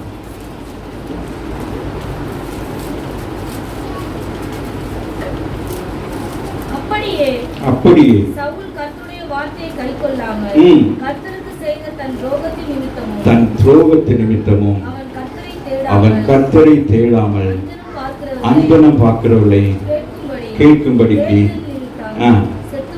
செத்து போனான். அவன் மரிக்கவில்லை, அவன் செத்து போனான். யுத்தத்திலே அவன் யாரை அவன் காப்பாற்றினானோ அவர்களை அந்த அமலேக்கரில் வந்தே ஒரு என்ன செஞ்சுட்டான், அவனை கொண்டு போட்டான். அப்போ ஆண்டவருடைய வார்த்தைக்கு நம்ம கீழ்ப்படியாமல் நாங்கள் அங்கங்கும் அலைஞ்சு போய் இருக்கிற நேரத்தில் இன்னும் நிறைய விஷயங்கள் இருக்கு சவுலை குறித்து. அதனால தான் நாங்கள் வேதத்தில் அங்கே வாசிக்கிறோம். ஆமீன். சாமுவேல் என்ன செய்தார்? சவுலுக்காக துக்கம் கொண்டாடினார். காரணம் என்ன புரிகிறதா? சாமுவேல் என்ன செய்தாரு? சவுலை அழைத்து சவுலுக்கு என்ன செய்தாரு? ஒரு பெரிய பதவி வருவதற்கு முன்பதாக என்ன செஞ்சார்? அவரை அபிஷேகம் பண்ணினார். ஆகவே சபையில ஞானஸ்தானம் பெற்று அபிஷேகம் பெற்று பிள்ளைகளாக இருக்க நீங்கள் சபையை விட்டு வெளியில போகவோ அல்லது ஆண்டவர் விட்டு வெளியே போற நேரம் ஊழியக்காரன் எப்படி இருப்பாங்க? சந்தோஷமா இருப்பாங்களா? எப்படி இருப்பாங்க? யோசித்து பாருங்க. அப்ப உங்களை குறித்து ஊழியக்காரனுக்கு துக்கம் இருக்குமா? துக்கம் இருக்காதா? அப்ப நீங்க தவறான வழிகளில் கீழ்ப்படியாம போயிட்டு ஆண்டவருடைய ஆசீர்வாதத்தை இழந்து தரித்திரராக சபைக்கு வந்து தரித்திரராகவே இருந்து அவங்க ஊழியக்காரனுக்கு சந்தோஷமா இருக்குமா இல்ல துக்கமா இருக்குமா? அப்ப அவனுக்கு அது பெரிய ஒரு நான் தானே இவன் என்ன செய்தேன், நான் தானே ஆண்டவருக்கு முன்பதாக இவனை அபிஷேகம் பண்ணினேன், இப்ப இப்படி எல்லாம் பாவங்களை செய்து இதன் நிமித்தமாக பாருங்களே. அப்படியே சவுல் என்ன செய்தான்? கர்த்தருடைய வார்த்தைக்கே கை கொள்ளாமல் கர்த்தருக்கு செய்த தன் துரோகத்தின் நிமித்தம் என்ன செஞ்சுட்டான்? அவன் கர்த்தரை தேடாமல் என்ன செஞ்சான்? போறான். வந்து ஏதோ ஒரு யுத்தம் வருது. அப்ப போறான். ஆண்டவரே அவனுக்கு செபிக்க போறான். கடவுளுக்கு நம்ம சங்கீதத்தில் வாசித்தது போல நோ எனி ஆன்சர் வராமின்னு சொல்றான். அங்கே ஆண்டவரிடத்திலிருந்து பதில் வரவில்லை. எதிராளிகள் வந்துட்டாங்க, யுத்தம் பண்ண போறாங்க. என்ன செய்யறான்? ஓடி போறான். ஓடி போயிட்டு எங்க போயிட்டான்? அது ஒரு ஸ்திரீ கிட்ட போறான். போயிட்டு என்ன செய்யறான்? அஞ்சனம் கேட்கிறான். ஆமாவே இல்லையா? இன்னைக்கு ஆவிக்குரிய பிள்ளைகள் தவறு செய்து விழுந்துட்டு தீர்க்கதரிசனம் தேடி போறது. அவன் அன்றைக்கு அஞ்சனம் பார்க்க போறான்னா இன்னைக்கு ஆவிக்குரிய பிள்ளைகள் தன்னை சரிப்படுத்தாதபடி, ஒழுங்குபடுத்தாதபடி, சீர்படுத்தாதபடி, சபையின் வார்த்தைக்கு கீழ்ப்படியாதபடிக்கு பிரச்சனைகள் போராட்டம் வந்தோன்னா இங்க இருந்து ஓடுறது. இங்க இருந்து ஓடி போயிட்டு அங்க ஒருத்தர் தீர்க்கதரிசனம் சொல்றாராம், நீங்க அவர்கிட்ட போங்க அப்படிங்கிற வராமிட்டு அங்க போனோம்னா அவர் என்ன செய்வாருங்க? அவர் தலையில கைய வச்சு, மகனே கர்த்தர் உனக்கு பேசுகிறார். இங்க பேசல. யாரு? கர்த்தர் பேசல. அதனால நீ ஓடுற. ஆனால் அங்க என்னது? கர்த்தருடைய மனுஷன்கிற பேரில என்ன செய்யறான்? ஒருத்தர் கர்த்தர் பேசுகிறார். உன்னை கர்த்தர் ஆசீர்வதிக்கவே ஆசீர்வதிப்பார். தெரியுதா? அநேகர் அப்படிதான் என்ன செய்யறாங்க? அங்கும் அலைமோதி கொண்டிருக்கிறோம். ஆமாவே இல்லையா? நீங்க கீழ்ப்படிதான் உங்களுக்கு தீர்க்க தரிசனம் தேவையில்லை. ஆமாவே இல்லையா? உங்க வாழ்க்கையில் ஒரு பிரச்சனை வந்தாலும் ஓடி போறது இல்லை. அங்க ஓடி இங்க ஓடி தீர்க்க தரிசனம் தேடிக்கிட்டு தெரிஞ்சீங்கன்னா நீங்க கிட்டத்தட்ட சவுலை போலதான் ஆண்டவருக்கு என்ன செஞ்சு கொண்டிருக்கீங்க? துரோகம் பண்ணி கொண்டிருக்கீங்க. ஆண்டவரும் நீங்களும் பேசி கொண்டிருக்கிற அனுபவம் உங்களுக்கு வர வேண்டும். ராமின்னு சொல்லுங்க. உங்களோடு கர்த்தர் பேசுகிற அனுபவம் வர வேண்டும். சபைக்கு வருகிறவங்க கர்த்தர் உங்களோடு பேசி கொண்டிருக்காரு. ஆமாவே இல்லையா? நீங்க ஜெபிக்கிறவங்க கர்த்தர் உங்களோடு பேசுறாங்களா இல்லையா? அப்ப நீங்க ஏன் இன்னொரு இடத்துக்கு போகணும்? அப்படி போகிறபடினால் என்னன்னா, நீங்கள் தவறு இழைக்கிறபடினால் தேவனுடைய நடத்துதல் உங்களுக்கு காணப்படாதபடினால் நீங்க பயத்தின் மீதியிலே நீங்க என்ன செய்கிறீங்க? உங்களை குறித்து அறிந்து கொள்வதற்கு தீர்க்கதரிசன இடத்திலே போறீங்க. இன்னைக்கு தீர்க்க தரிசனம் எல்லாம் பொய்யாக சொல்லப்படுது. தேவன் சொல்லாததை உங்களுக்கு சொல்லி உங்களை என்ன செய்யறாங்க? உங்களை மேன்மைப்படுத்தி உங்களுக்கு காணிக்க ஏதோ வாங்கிறாங்க. நீங்க போயிட்டு வந்து சொல்லுங்க, எனக்கு ஒரு தீர்க்க சொல்லி இருக்கிறாங்க, அது படிக்கும், அது தாமதமாக ஆகுது, அது நிறைவேற மாட்டேன். இவருக்கு என்ன நிறைவேறினது? வாசிங்க. அப்படியே சவுல் கர்த்தருடைய வார்த்தையை கைக்கொள்ளாமல் கர்த்தருக்கு செய்த தன் துரோகத்தின் நிமித்தம் அவன் கர்த்தரை தேடாமல் என்ன செய்தான்? அஞ்சனம் பார்க்கறதுக்கு போயிட்டான். ஒரு ஆமீன் சொல்லு. அங்க அஞ்சனம் பார்க்க போனா அங்க யார் வருது? சாமுவேலை போல ஒரு பிசாசு வந்து அவனுக்கு என்ன செய்யுது? அவனுக்கு தீர்க்க தரிசனம் சொல்லுது. ராமின் சொல்லு. இன்னைக்கு அநேகருக்கு அப்படித்தான். உங்களுக்கு ஏற்ற தீர்க்க தரிசனங்கள் வரும். அந்த மாதிரி இடங்களுக்கு தான் இன்னைக்கு அநேகர் போறாங்க. உங்களுக்கு எச்சரிக்கையான செய்தி வருகிற பொழுது யாருமே என்ன செய்ய மாட்டாங்க? அந்த இடத்துக்கு போக மாட்டாங்க. உங்களுக்கு மெழுகூற்றுகிறபடி உங்களை உயர்த்தி உங்களை ஆசீர்வாதத்துக்குள்ளாக நடத்துகிறோம் சொல்லி ஆசீர்வாதம் சொல்லுகிற சபைகளுக்குள்ள ஜனங்கள் திரளாய் போய் இருக்கிறாங்க. ஆனா ஆசீர்வாதத்துக்குரிய எந்த ஒரு நோக்கமும் இல்லாமல் இருக்கிறாங்க என்று சொல்லுங்க. நாங்கள் சிறிய கூட்டமாக இருந்தாலும் கர்த்தர் உங்களை ஆசீர்வதித்து உங்களை பெருக செய்து கொண்டிருக்கிறார். கரங்களை பற்றி தேவனை ஆகவே நாம் புதிய ஏற்பாட்டு ஒரு சம்பவத்தை வாசித்து நாங்கள் என்ன செய்ய போகிறோம்? முடிக்க போகிறோம். 2 தீமோத்தேயுல 4ஆம் அதிகாரத்தை எடுத்துக்கொள்ளுங்கள். நான் முடிக்கிறேன். 4ஆம் அதிகாரம் 6 வாசிக்கிறேன். ஏனென்றால் நான் இப்பொழுதே வானபலியாக வாக்கப்பட்டு போகிறேன். ஆமீன். சவுல் சொல்லுகிறான், ஊழியத்தை எல்லாம் முடித்து விட்டு, ஆமீன், பழைய ஏற்பாட்டின் சவுல் அல்ல, இது புதிய ஏற்பாட்டில் இருக்கிற சவுலாகிய பவுல். ஆமீன். என்ன சொல்லுகிறான்? ஏனென்றால் இப்பொழுது வார்க்கப்பட்டு போகிறேன். ஆமீன். இரத்த சாட்சியாக நான் மரிக்க போகிறேன். என்னை பிடித்த இயேசு கிறிஸ்துவுக்காக நான் வைராக்கியமாக ஊழியம் செய்து, ஊழியத்தில் எந்த ஒரு குற்றம் குறை இல்லாதபடி ஒரு நீதிமானாக நான் என்ன செய்யப்படுகிறேன்? ஆமீன். கர்த்தருக்காக நான் மரிக்க போகிறேன். கர்த்தருடைய பிள்ளைகள், இன்னைக்கு நீங்களும் நானும் நம்முடைய வாழ்க்கையை நாங்கள் சீர்படுத்த வேண்டும், நம்மை ஸ்திரப்படுத்த வேண்டும். ஆமாவே இல்லையா? ஆகவே சொல்லுங்க, ஏனென்றால் நான் இப்பொழுது, அவருக்கு தெரியுது, அவருடைய மரணத்தை குறித்து அவருக்கு தெரிகிறது. ராமேன் சொல்லுங்க, அவனுக்கோ அவனுடைய மரணம் தெரியவில்லை. அவன் போய் எங்க போய் நிற்கிறான்? அஞ்சனம் பார்க்கணும்னு போய் நிற்கிறான். ஆமாவே இல்லையா? இன்னைக்கு அநேக பிள்ளைகளுடைய வாழ்க்கை அதுதான் சீர்கட்டு போயிருக்கு. இன்னைக்கு ஏன் சபைகள், இன்னைக்கு சபைகள் என்ன செய்ய வேண்டும்?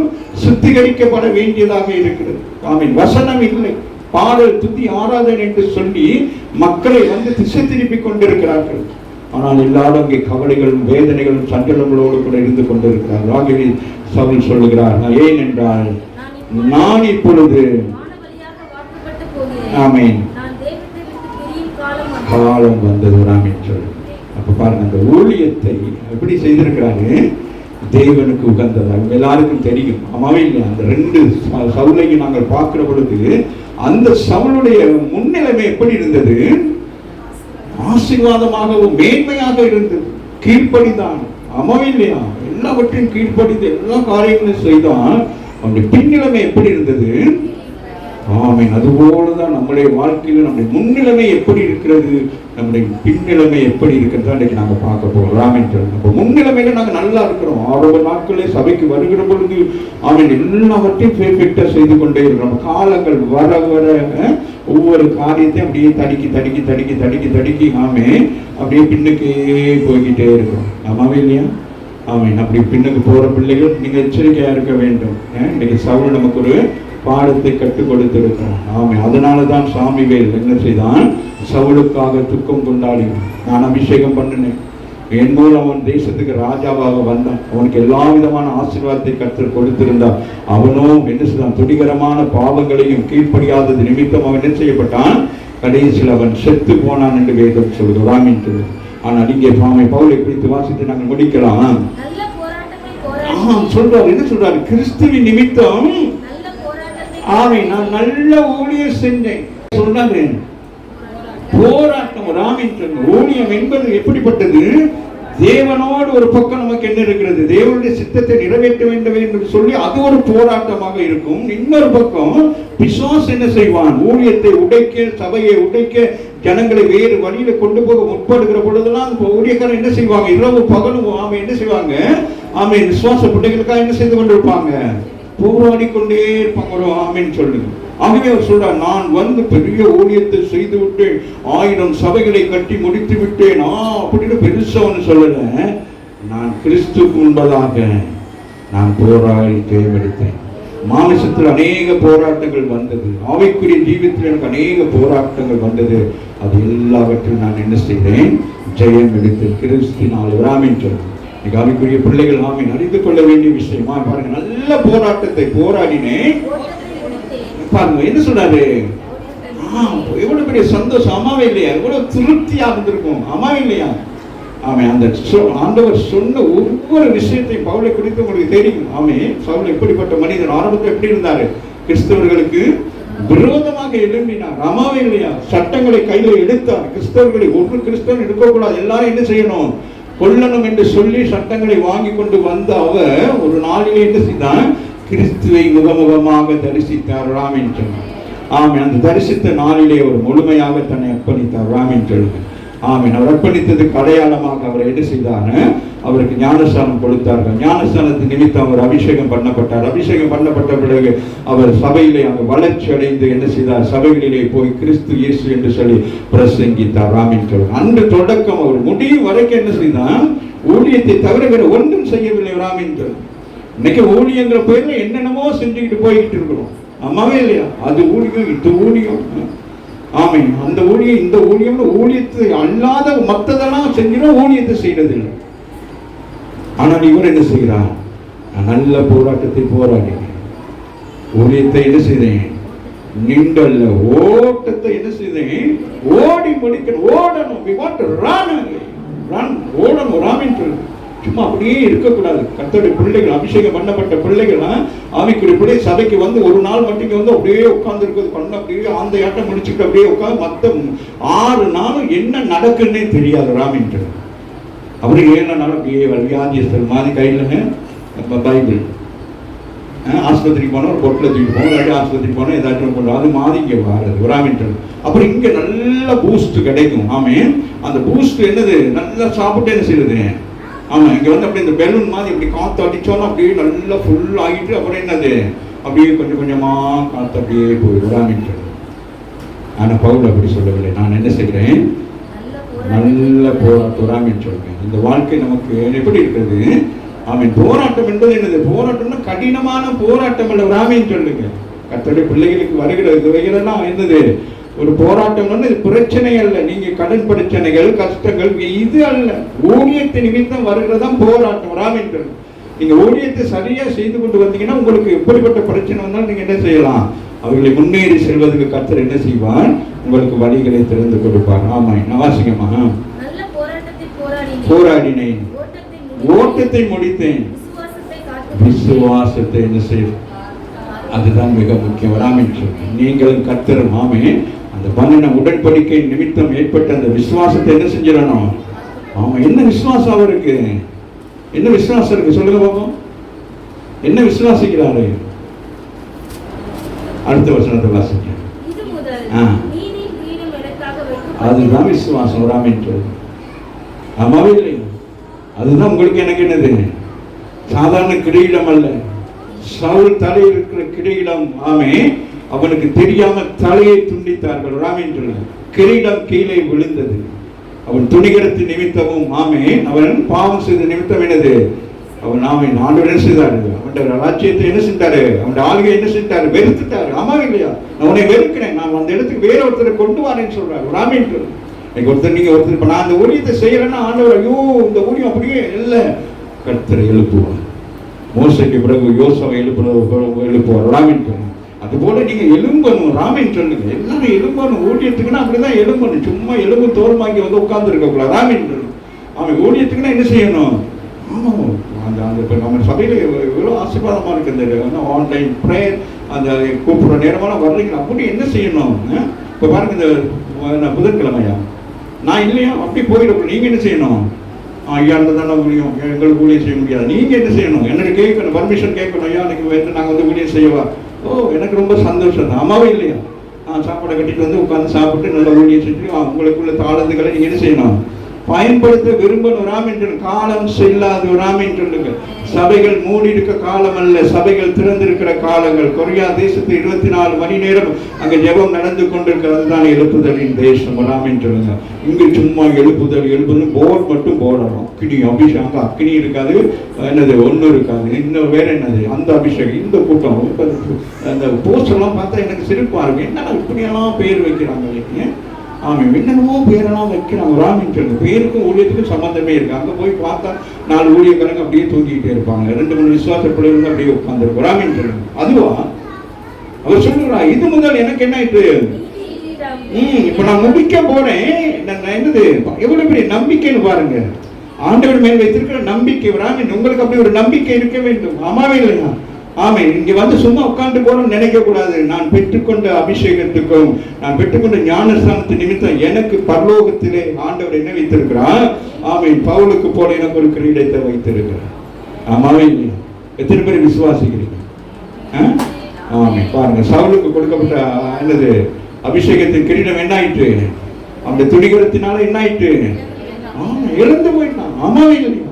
ஆனால் இங்கே சொல்றாரு, அவர் சொல்ற எனக்கு அவருக்கு நம்பிக்கை. பாருங்க எப்படி அப்படி அனலைஸ் பண்ணி பார்க்கிறாரு. இப்படி பார்க்கிறாரு, என்னது, நான் பரலோக ராஜ்யத்துக்கு போவேன். ஆமே, கடைசி நாட்களில் எல்லாரும் எழுப்பப்படுகிற பொழுது நான் எழுப்பப்படுவேன். எழுப்பப்படுகிற பொழுது ஆமே, நாங்கள் இருக்கிற எல்லாருக்கும் என்ன செய்வார் ஆண்டவர், நீங்கள் ராஜாக்களும் ஆசாரியர்களும். ஆமாவே இல்லையா? அப்ப உங்களுக்குரிய அந்த மதிப்பை கனத்தை யார் கொடுக்கிறது? ரெஸ்பெக்டபிள் அவர் காட். ராமின் சொல்றார், சாமிவேல் அல்ல. யார் உங்களுக்கு அந்த கிரீடத்தை யார் வைப்பது? நீங்க அந்த நல்ல போராட்டத்தை போராடி ஓட்டத்தை முடிச்சுட்டா கிரீடம் யார் கையில இருந்து கிடைக்கும்? கரங்களை தட்டி தேவனை மையப்படுத்துங்க. அவ்வளவு பெரிய ஒரு வாக்கியம் பெற்றிருக்கிற நீங்க இந்த 4 நாளுக்கு 5 நாளுக்கு ஒரு முறை வந்துட்டு போக ஒரு 4 நாள் தான் ஆராதனை நடத்துறோம். அதுக்கு வாரத்துக்கே அப்படியே பின்னிக்கிட்டு பிணைஞ்சிக்கிட்டு உட்கார்ந்து இருக்கிறீங்க. வாசிக்க முடிச்சுட்டேன். இது முதல் சொல்லுங்க. இது முதல் பாருங்க சொல்றாரு. உங்களுக்கெல்லாம் என்ன வச்சிருக்கான்? நீதி உள்ள எனக்காக வைக்கப்பட்டிருக்கிறது. நீதி உள்ள நியாயாதிபதியாகிய கர்த்தர் அந்நாளிலே அதை எனக்கு தந்தருளுவார். கரங்களை தட்டி தேவனை இப்ப நீங்க இப்போ ஸ்கூல்லையோ காலேஜ்லயோ இல்லை ஏதோ ஒரு ஃபங்க்ஷனுக்கு போயிருக்கீங்க. அந்த ஃபங்க்ஷன்ல நீங்க வின் பண்ணிட்டீங்க. அப்போ வின் பண்ணோன்னு உங்களுக்கு யாராச்சும் என்னது அவார்டு கொடுக்குறாங்கன்னு யார் கொடுத்தா உங்களுக்கு ஆசையா இருக்கும்? சீஃப் கெஸ்டா வரவங்க. ஆமா, நீங்க படிக்கிற காலேஜோ படிக்கிற ஸ்கூலோ இல்லை நீங்க வேலை செய்யறது அங்கெல்லாம் ஆபீசர் எல்லாம் விட்டு அங்க வராங்க. சீஃப் கெஸ்ட் வராங்க, முதலமைச்சர் வர்றார். அப்ப நீங்க யார் கையில நீங்க வாங்க விரும்புவீங்க? ஆமாவே இல்லையா?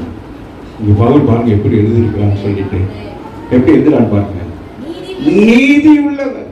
நம்முடைய இயேசுயாரு அநீதி செய்கிறவர் அல்ல, அவர் நீதி உள்ளவர். நீங்கள் நீதியாய் ஊழியத்தை செய்தா நியாயாதிபதியாகிய இயேசு என்ன செய்வார்?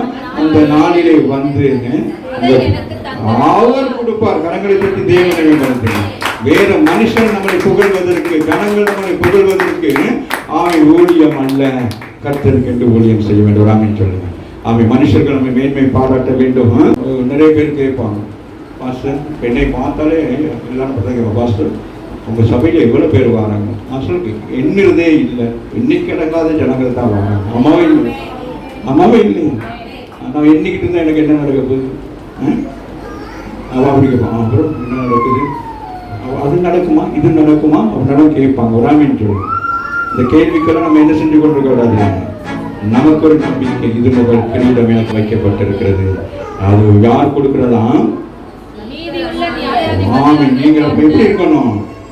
நீங்கள் நீதி செய்தால், உண்மையா இருந்தால், ஆமென், ஆண்டவர் என்ன செய்யறாரா? நீதியுள்ள நியாயாதிபதியாகிய கர்த்தர் அதை எனக்கு தந்தருளுவார். அப்படியே முடிக்கல. என்ன சொல்றாரு? எனக்கு மாத்திரம் அல்ல. ஹலோ, என்ன சொல்றாரு? அந்த இடத்துல சொல்றாரு, நல்ல ஊழியம் பண்ணிட்டேன், உங்களுக்கெல்லாம் கிடைக்குதோ கிடைக்காதோ தெரியாது, ஆனா எனக்கு கன்ஃபார்ம், எனக்கு என்ன கிடைச்சிடும்? எனக்கு கிரீடம் கிடை. அப்படியே சொல்றாரு, எனக்கு மாத்திரம் அல்ல. ஒரு ஆமென் சொல்லு. ஆமென். இந்த ஊழியம் என்பது எனக்கு மாத்திரம் சொந்தமானதல்ல. ஒரு ஆமென் சொல்லு. இந்த ஊழியம் நம்ம எல்லாருக்கும், ஆமென், எல்லாரும் கணக்கு கொடுக்க வேண்டும். ஒரு ஆமென் சொல்லுங்க. சும்மா வந்து சபையில் வந்துட்டு ஆண்டவரை ஏற்றுக்கிட்டேன், ஞானஸ்தானம் பெற்றுட்டேங்க, அப்படி வந்து நான் 2வது ஞாயிற்றுக்கிழமை நாக்க நீட்டுறதும் அப்படி கொடக்குன்னு குடிச்சிட்டு போகிறதும் அல்ல. ஆமென். அதல்ல ரட்சிப்பு, அதல்ல அபிஷேகம், அதல்ல ஊழியம், அதல்ல கிறிஸ்துவ வாழ்க்கை. ஆமென். பவுலை போல என்ன செய்ய வேண்டும்? அதற்காக பிரயாசப்படணும். ஆமென். ஊழியத்தின் நிமித்தம் நீ போராடுவாயானால் உன் குடும்பத்துக்குள்ளே, ஆமென், சமாதானம், சந்தோஷம், ஆசீர்வாதத்தை கர்த்தர் கொடுப்பார். ஆமென். நீங்க குடும்பத்தையே கட்டி பிடிக்கிறது, பிள்ளைகளை கட்டி பிடிக்க, புருஷனை கட்டி பிடிக்க, சம்பாதிக்கணும், அது இதுங்கிறனால பிசாசு போட்டு உங்களை போட்டு ஏறி மிதிக்கிறான். நீ கர்த்தரை ஊழியத்தை செய்து பாரு, உன்னை கனவானாய் வைத்திருப்பார், உன்னை உயர்த்தி வைத்திருப்பார். நீ கடன்காரியா இருக்க மாட்டாய், அநேகருக்கு கடன் கொடுக்கும்படி வைத்திருப்பார். இன்னைக்கு நாங்க என்ன சொல்ல, நாங்களா முயற்சி, அதுதான் துணிகரமா செய்யறது. இங்க ஜெபம் கேட்கறது, எல்லாம் பண்றது, இங்க வந்து பாசம் இப்படி பாசம், அப்ப நம்ம இங்க ஆலோசனை எல்லாம் கொடுக்கறது, ஜெபம் பண்றது, பிரசங்கம் எல்லாம் கேட்டுட்டு அங்கிட்டு போயிட்டு அப்படியே துணிகரமா ஏதாச்சும் செஞ்சுட்டு அப்புறம் அப்படியே கண்ணும் காணாததே ஒளிஞ்சு திரிகிறது. ராமேன் சொல்லு, நீ எங்க ஒளிஞ்சு திரிஞ்சாலும் இந்த கண்ணுக்கு என்ன செய்ய முடியாது. அன்னைக்கு ஒரு தூரம் வந்தாரு, நான் கேட்டேன், எப்படி ராஜா வந்தீங்கன்ட்டு. அப்போ ஒரு சொல்றாரு, இப்படி வந்தேன் அப்படி வந்தேன். சரி, ஒரு 1/2 மணி நேரத்தில் அவர் என்ன செஞ்சாங்கிறது எனக்கு வந்துருச்சு. நான் சொன்னேன், எனக்கு இந்த விளையாட்டுலாம் செய்யக்கூடாதுன்ட்டு. அம்மாவே இல்லை வந்து சொல்ற, துணிகரமா சொல்றான், இப்படிதான் அப்படியா. நான் திருப்பி கேட்கிறேன், இல்லை அப்படியா, ஆமா ஆமா ஆமா ஆமாங்கிறான். டக்குன்னு அப்புறம் கொஞ்சம் நேரம் சென்று மழை ஓத்திக்கிட்டு இருக்க, என்ன நடக்குதுன்னு பார்த்தா அந்த பொய் என்ன செய்யுது, மழையில மிதந்து வருது. விடாமல் சொல்லுங்க. அதனால கர்த்தருடைய பிள்ளைகளே, என்னை மேன்மைப்படுத்த சொல்லவில்லை. கர்த்தர் நம்ம ஒவ்வொருவரையும் ஆமென். நீதியின் பாதையில நடப்பதற்கு அவர் என்ன செய்கிறார்? அவர் வழி செய்து கொண்டிருக்கிறார். ஆமென். நீங்கள் நானும் நீதியின் பாதையில நடக்க வேண்டும் என்று சொல்லி 2000 வருஷங்களுக்கு முன்பதாக நீதிமான் என்ன செய்யப்பட்டார்? கொலை செய்யப்பட்டார். ஆமென். சிலுவையில் அறையப்பட்டார். ஆமாவா இல்லையா? கடைசி நிமிஷம் வரைக்கும் என்ன செய்தார்? ஆமென். தன்னை தாழ்த்தினார். ஆமாவா இல்லையா? நமக்கு அந்த தாழ்மை இருக்க வேண்டும், கீழ்ப்படிந்து இருக்க வேண்டும். ஆமென். சபையில் சொல்லுகிற ஒவ்வொரு காரியங்களுக்கும் நாங்கள் என்ன செய்யணும்? கீழ்ப்படிந்து நடந்து ஆசீர்வாதங்களை பெற்றுக்கொள்ளுங்களே. ஹலோ, சும்மா அப்படியே உட்கார்ந்துக்கிட்டு அப்படியே முடிச்சுட்டேன். எனக்கு பயங்கரமா அடுத்த ஸ்டெப்ஸ் வேணும். நான் போக போறேன், முடிக்க போறேன். எனக்கு மாத்திரமல்ல, அவர் பிரசன்னமாக்குதலை விரும்பும் யாவருக்கும். அந்த பிரசன்னம் வராமன்னு சொல்லுங்க. அதுதான் ஆவியின் அபிஷேகம் வராமன்னு சொல்லுங்க. அந்த ஆவியின் அபிஷேகத்தை நீங்கள் ஒவ்வொரு நாளும் அனல் மூட்டுகிற பொழுது ஆண்டவர் என்ன செய்ய உங்களோடு இணைகிறார். ஆமா இல்லையா? அதுதான் பவுல் சொல்லுகிறார். சோர்ந்து போய் நிற்கிறான் தீமோத்தி, ஒரு மாதிரி முடிச்சுக்கோ, ஏய் நான் மேல கை வைக்கணும், வெற்றுமன் அபிஷேகத்தை அனல் மூட்டி, இல்லைன்னா விசுவாசனை கொண்டு போய் நான் ஊழியம் இல்லாமல் போயிடும். அதுக்காக உன்னை தெரிந்து கொண்டிருக்கா. நீ வாலிப பையன், விழுந்துருவ. அபிஷேகம் இல்லைன்னா விழுந்துருவ. சபைக்குள்ள ஆமீன். இவ்வளவு பெரிய ஊழியக்காரன் விசுவாசி விழ செஞ்சிருவான். ஆமாவே இல்லையா? ஆமீன். இங்க நிக்கிறவன் அல்ல, விழுகாதபடி இருக்க ராமின் சொல்லுங்க. பணத்து நிமித்தம் அனைவரும் விழுந்து போவாங்க. ஆமீன். ஆமீன். இன்னும் பாவத்து நிமித்தம் விழுந்து போவாங்க. தெரியுமா உங்களுக்கு? நீங்க நினைக்க கூடாது. ஆமீன். விசுவாசி தந்திரமா அப்படியே வருவோம். இவ்வளவு பெரிய ஊழியக்காரன் எவ்வளவு பரிசுத்தமா 5 மணி நேரம் ஜெபம் பண்ணிட்டு வந்தாலும் ஆமென், ஏதாச்சும் ஒன்று வந்து அப்படி பார்க்கணும்.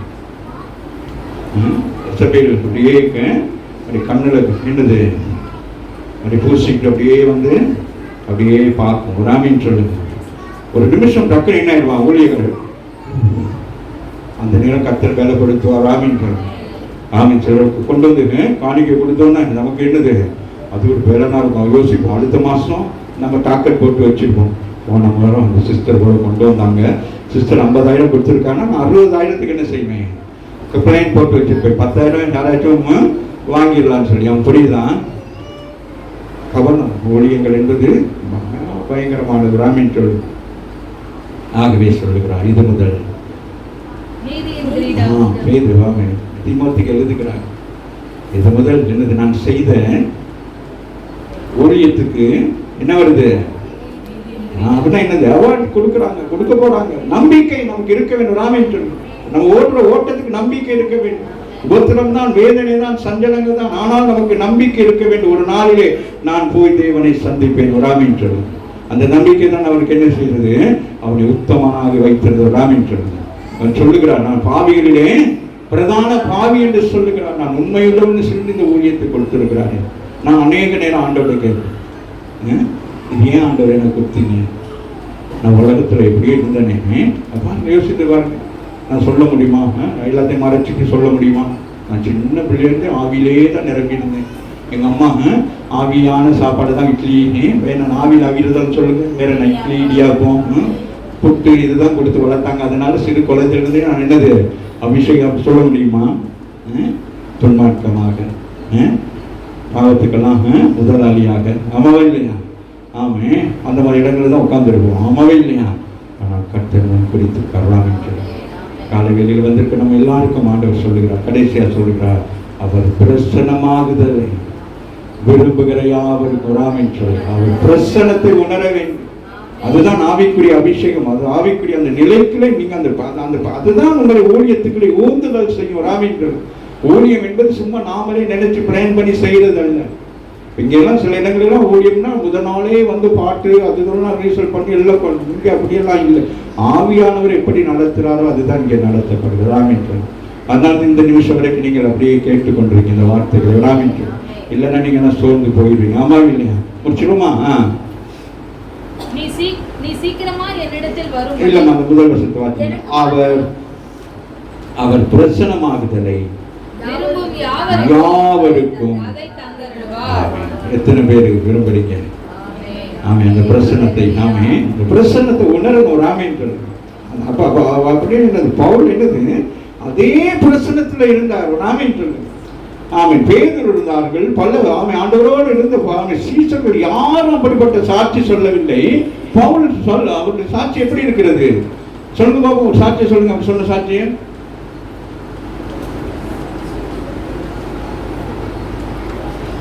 எத்தனை முறை நான் சொல்லுவேன். அவர் என்ன சொல்றாரு? என்னை பின்பற்றுங்கள், நான் கிறிஸ்துவை பின்பற்றுகிறேன். எந்த ஊழியக்காரனுக்கு சொல்ல முடியும்? இல்லை யாருக்கும் சொல்ல முடியுமா? ஆமென். அவருடைய அச்சு அடையாளங்களை நான் அல்ல, கிறிஸ்து. எந்த அளவுக்கு தன்னை என்ன செஞ்சிருக்கிறாரு? அர்ப்பணம் பண்ணியிருக்காரு. ஆமாவே இல்லையா? அன்னைக்கு நம்ம அப்படியா? நம்ம எப்படி இருக்கிறோம்?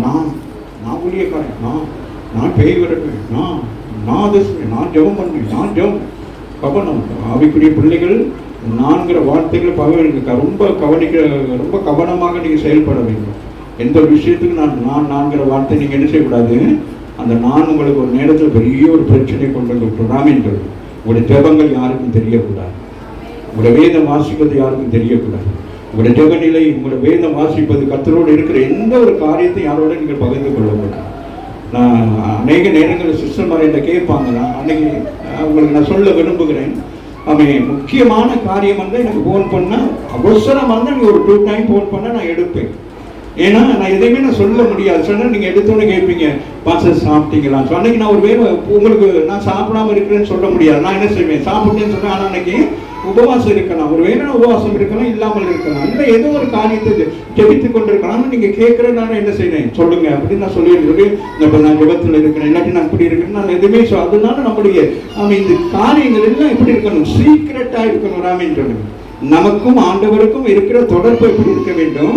யாருக்கும் வெளியே தெரியாதபடிக்கு தான் நீங்க என்ன செய்ய வேண்டும்? ஒவ்வொரு காரியங்களும் செய்ய வேண்டும். ராமின் சொல்லுங்க. ஆமா, நைட்ல ஒதுக்கிட்டு மாசம் தூங்குறீங்களான்னு கேட்கக்கூடாது. ராமின் சொல்லுங்க.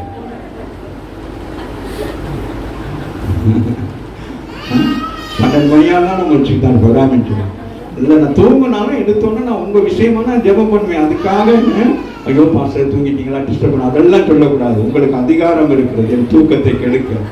ஆமே, அதனால உபவாசத்தில் கெடுக்காதீங்க. அப்போ நீங்கள் கேட்பீங்க, ஐயா அங்கள் சாப்பிட்டீங்களா ஐயா?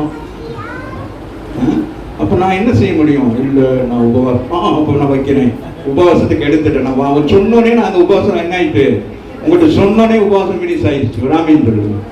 ஆமாம், அப்போ நான் ஜெபிச்சு கிடக்கிறேன்னா அவன் ஜெபத்தை பண்ணி அப்படின்னு வைக்கிறேயா, அங்கே என்ன ஆயிட்டு? அவுட் ஆகிட்டு வராம. அதுதான் ரகசியம். உங்கள் எல்லாருக்கும் நான் சொல்லிக் கொடுக்க இதெல்லாம் சொல்லிக் கொடுக்க மாட்டாங்க. ஆமாம், நீங்களும் அப்படிதான் சிஸ்டர். ஏன் ஒரு மாதிரிங்க 2 நாள் உபவாசம்? நீ உபவாசமே இருக்க, நீ சோர்ந்து போய் கிடந்த, நீ உபவாசம், நீ பட்டினியா கிடந்த. ராமின்னு சொல்லுங்க. ஆமாம், உபவாசம் இருந்தால் அவன் எப்படி இருப்பீங்க? சும்மா பியூட்டி பார்லருக்கு போயிட்டு ஆமே என்னது நல்ல மேக்கப் எல்லாம் பண்ணிட்டு சும்மா ஆண்களா இருந்தா 6 பேக்ஸோட அப்படி நல்லா அப்படி கர்ஷா இருப்பாங்க. ராமின்னு சொல்லுங்க. அதான் உபவாசம். ராமி ஏன்னா ஆண்டவரோட தானே இப்ப பேசிட்டு இருக்கீங்க. உபவாசம் பண்ணி வேத வசனங்களை வாப்பி. இது என்னது? மண்ணா? அம்மாவே இல்லை, இது மண் இல்லை, இது மண்ணா? ராமின்னு சொல்லுங்க. நீ மண்ணை தின்னுட்டு அப்படியே குச்சி மாதிரி இருப்ப. நீ மண்ணாவா சாப்பிட்டீங்கன்னா வேலைசாலியாகி மாறுவ. ராமின்னு சொல்லுங்க. வசனங்களை வாசிக்காத நம்ம ஃபுட் அப்படியே எப்படி இருக்கும்? ஆமா, என்னது சங்கீதக்காரன் சொல்றாங்க, அவரை நோக்கி பார்த்தவருடைய முகங்கள் அப்படியே என்னது? அவரை நோக்கி நாங்க இதை பார்க்கிறோமே, இது பார்க்க என்ன உண்டாகும்? நமக்கு ஒரு பெரிய பிரகாசம் உண்டாகும். ராமேன்னு சொல்லுங்க. நம்ம இதை பார்க்கறது இல்லை, இது சும்மா. ஆமா, இந்த என்னது சமையலுக்கு கொஞ்சம் சீரகத்தை போடுறது, கொஞ்சம் எண்ணெயை ஊற்றுறது, கொஞ்சம் வெங்காயத்தை போடுறது, அப்படி கொஞ்சம் சங்கீதம் எடுக்கிறது, கொஞ்சோண்டு நீதிமொழி கொஞ்சம் வாசிக்கிறது, கொஞ்சோண்டு புதிய ஏற்பட்ட ஒரு 10 வாசிச்சுட்டு பைபிள் வாசிக்கிறது. ஒரு நாள் ஒரு வீட்டுக்கு போயிருக்கிற ஒரு பாஸ்டரோட மகள் வந்து அப்படி கலண்டர் நின்று என்னமா செய்யற? பைபிள் வாசிக்கிறேன். விளையாட்டு சரி வராது, காலம் செல்லாதவராமின்னு சொல்லுங்க. ஏன்னா பவுல் போல பரிசுத்த ஆவியானவர் சொல்லுகிறார், உங்க யாவருக்கும் என்ன இருக்கிறது? கிரீடம் இருக்கிறது. வராமின்னு சொல்லுங்க. என்ன இருக்கிறது? கிரீடம். என்ன மாதிரி கிரீடம்? நீதியின் கிரீடம். ஆமே, சவுல் இழந்து போனான், பவுல் பெற்றுக்கொண்டான். அவன் சவுலிடத்தில் இருக்கிற நல்ல காரியங்களையும் நாங்கள் கற்றுக்கொள்ள வேண்டும், கூடாத காரியங்களை விட்டு விலக வேண்டும். ராமன் சொல்லுங்க. அதே போல பவுலுக்கு ஆரம்ப நிலை பாவம் எப்படி இருந்தது? வைராக்கியம் உள்ள மனிதன், தவறான மனிதன் அல்ல. பவுல் என்னது? தேவன் மேல் வைராக்கியம் இருந்தது. அதனாலதான் என்ன செய்தார்? அவர் கிறிஸ்து என்கிற புதிய மார்க்கம் வரவும் அவர் எதிர்த்து நின்றாரே தவிர வேறு விதமான பாவங்கள் உள்ளவர் செய்யவில்லை. ஆனாலும் நான் பாவிகளிலே பிரதான பாவியார். இத்தனை வருஷம் இயேசுவை ஏற்றுக்கொள்ளாமல் கிறிஸ்தவருக்கு விரோதமா இருந்தனே, இதை விட பெரிய பாவம் ஒன்றும் இல்லையே என்று சொல்லிதான் அவர் தன்னை தாழ்த்தி சொல்லுகிறார். நான் பாவிகளிலே பிரதான பாவி என்று சொல்லி நான் இந்த காலவெளியை கர்த்தர் நம்மோடு பேசியிருக்கிறார். உங்க எல்லாருக்கும் என்ன இருக்கான்? யாருக்கு? எல்லாருக்கும் இல்லை. அங்க ஒரு லிஸ்ட் வச்சிருப்பாரு. ஆமா, பிரசனமாகணும். ஆமா, பிரசனமாகிற யாவரும் பிரசனமாகனா உங்களுக்கு இல்லைன்னா இல்லை. ஆமாவே இல்லையா? எழுப்பி நிற்போம், ஒரு பாடலை பாடி. ராஜதேசத்தை இழந்தான், கிரீடத்தை இழந்தான், அவருடைய மரண துக்கமாக இருந்தது. ஆனால் சவுலோ கர்த்தருக்காக ஓட்டத்தை ஓடினார், முடித்தார். கிரீடத்தை எனக்கு கிடைக்கும் என்கிற நம்பிக்கையோடு கூட அவர் தாமே இந்த பூமியிலே வாழ்ந்து முடித்தார். வந்திருக்கிற அன்பான பிள்ளைகளே, உங்கள் மேல் இருக்கிற அபிஷேகமும் நீங்கள் பெற்றுக்கொண்ட ஞானஸ்தானமும் ஏதோ கிறிஸ்தவன் என்று சொல்லி மேன்மை பாராட்டுவதற்கல்ல. நீ கிறிஸ்துவை அறிந்திருக்கிறாய். நீ கிறிஸ்துவுக்காக வாழ வேண்டும். நீ கிறிஸ்துவுக்காக ஜீவனம் செய்ய வேண்டும். நீ அவருக்காக குற்றமற்ற ஒரு மகளாய் இருக்க வேண்டும், ஒரு குற்றமற்ற மகனாக இருக்க வேண்டும். அவருக்கு சாட்சியாக நீ நிற்க வேண்டும். உனக்கு அநேக போராட்டங்கள், பிரச்சனைகள் வரலாம். நீ எந்த இடத்திலும் நீ துணிகரமாய் பாவம் செய்யாதபடி கர்த்தருக்கு முன்பதாக நீ கீழ்ப்படுகிற பொழுது கர்த்தர் உன்னை உயர்த்துகிறவராக இருக்கிறார். ஆமென். சவுல் கீழ்ப்படியவில்லை, அதனால் அவனுடைய மரணம் துக்ககரமாக இருந்தது. பவுலோ கர்த்தருக்கு முன்பதாக கீழ்ப்படிந்திருந்தான். அவனுடைய மரணம் பரலோக ராஜ்யத்திலே ஒரு பெரிய சந்தோஷத்தை உண்டாக்கினது. அவன் அதை நம்பினான். அவனுக்கு ஒரு விசுவாசம் வந்தது, நான் நிச்சயமாய் பரலோகத்துக்கு போவேன், நான் ஆண்டவராய் இயேசுவிடத்தில் கிரீடத்தை பெற்றுக் கொள்வேன் என்று. What about you? இந்த கால வேளையில வந்திருக்கிற நீ உன் வாழ்க்கையில் எந்த நிலையில இருக்கிறாய்? பழைய பாட்டில் சவுலை போல ஆரம்ப வாழ்க்கை ஆசீர்வாதமாக இருந்து பின்பு உன்னுடைய ஆசீர்வாதங்களை இழந்து கொண்டிருக்கிறாயா? உன் அபிஷேகத்தை இழந்து கொண்டிருக்கிறாயா? உன் ரட்சிப்பின் அனுபவத்தை இழந்து கொண்டிருக்கிறாயா? இந்த கால வேளையிலே சோதித்துப்பார்.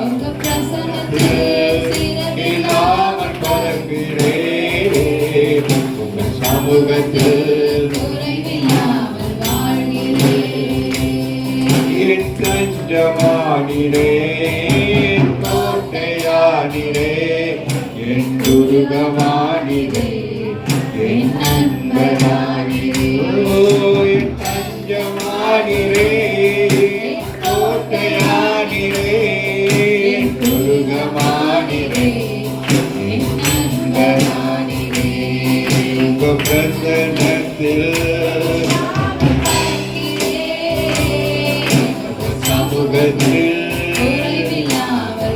கரங்களை அசைத்து சொல்லுவோம். உங்கள் கரங்களை வானத்துக்கு நேராக நின்று, ஆண்டவரே உங்களுடைய பிரசன்னம், ஆண்டவரே நான் அந்த பிரசனத்தை இழந்து போயிடக்கூடாது, தாவிக்குரிய ஜீவியத்தை இழந்து போகக்கூடாது. ஆண்டவரே எனக்கு கொடுக்கப்பட்டிருக்க பூமிக்குரிய ஆசீர்வாதங்களை நாங்கள் சுதந்திரித்துக் கொள்ள வேண்டும். நான் ஆபிரகாமுடைய ஆசீர்வாதத்துக்குள்ளாக இருக்க வேண்டும். அந்த ஆசீர்வாதத்தை நான் சுதந்திரித்துக் கொள்ள வேண்டும்.